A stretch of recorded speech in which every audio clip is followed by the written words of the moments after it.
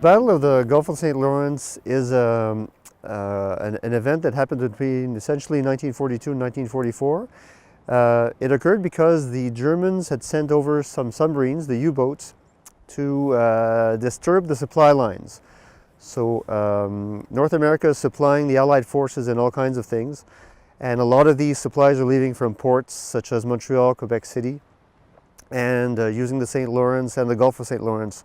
Here we're standing in Cap Bonamy, and this is not very far from Cap des Rosiers. These are places where fishermen saw some submarines in action, either when they were lifting their nets for bait that morning or when they were actually fishing during the day. And the poor fishermen would be sometimes caught between a rock and a hard place, witnessing some very traumatic events, fishing survivors from the water, plucking them from the water, bringing them back to shore to safety. Lighthouse keepers would be also involved in relaying information that they had either seen or heard from fishermen, relaying that to local authorities so that they could act also.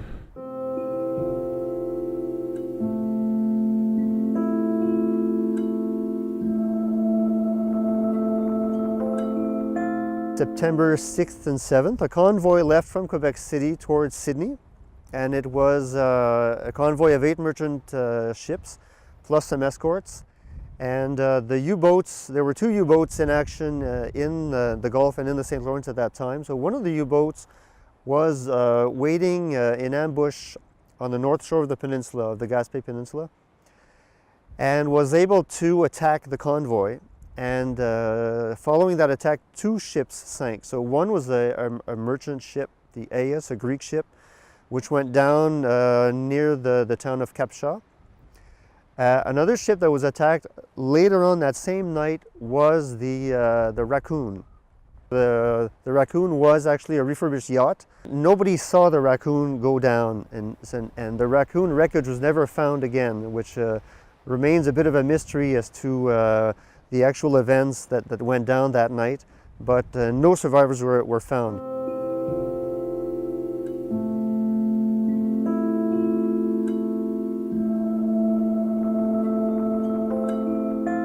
Four weeks later, however, some debris had washed up on shores of Anticosti Island on the lower north shore, and a body was recovered also. The only body recovered from the Raccoon, it was that of Sub-Lieutenant McConnell.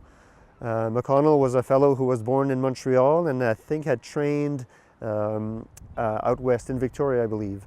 And he was the only body ever recovered from that shipwreck. So 24 years old at the time of the sinking.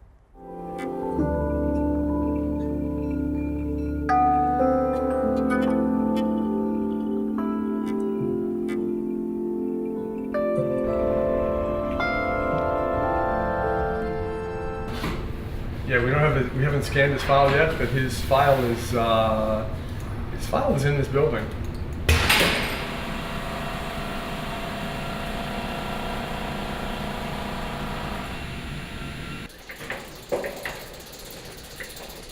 This is a typical storage area, and this particular shelving is all national defense material.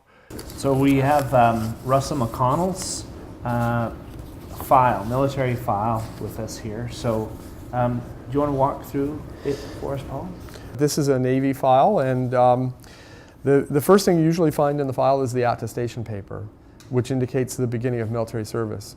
Now, for McConnell here, we have actually a militia attestation form. So he joined in Montreal, joined up to the non-permanent active militia. So he was drilling weekly with them from the age of 16, actually. From there, though, when the war breaks out, he fills out an attestation form to join the Royal Canadian Naval Volunteer Reserve. But then in 12 May, he's posted to Royal Roads in Victoria to Esquimalt. So that was, of course, was the officer training facility during the Second World War.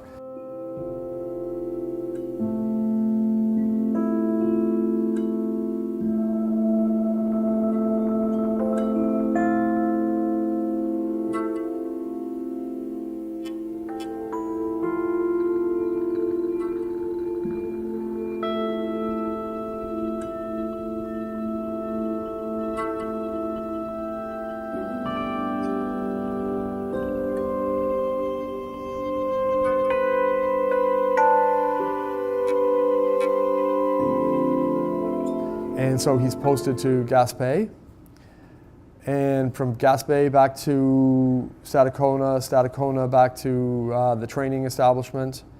And then finally he's posted to the HMCS Raccoon. And it's the Raccoon is the ship on which he was serving as a sub-lieutenant when he was, the ship was sunk in September 1942. So as this is a killed in active service file, what you're going to find, of course, is information about his death, the notification of next of kin. So I'm sure if we leaf through here a little bit, yeah, there we go. There's the telegram. So the Minister of National Defense for Naval Services deeply regrets to inform you that your husband, Sub-Lieutenant Russell Henry McConnell, and RCNVR, is missing, believed lost at sea. So first telegraph sent in mid-September, but of course he's missing.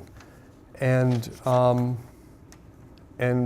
so on 11 October 1942, 3 weeks later, they send the following.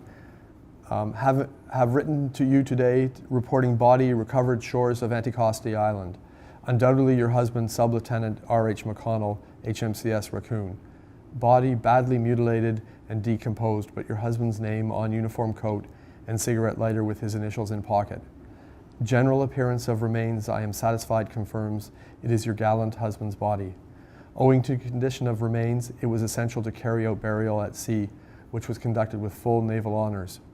Your friend, Reverend Captain Perkins, who was on board, conducted ceremony, and he is writing you with full particulars and sending you copies of photographs of service at sea. Most bodies of most men in the Royal Canadian Navy who were lost at sea, their bodies were never recovered. So she was lucky to have lucky in the sense that she found out eventually his body was recovered. Mm-hmm. But must have been quite a shock to receive that telegram. Indeed.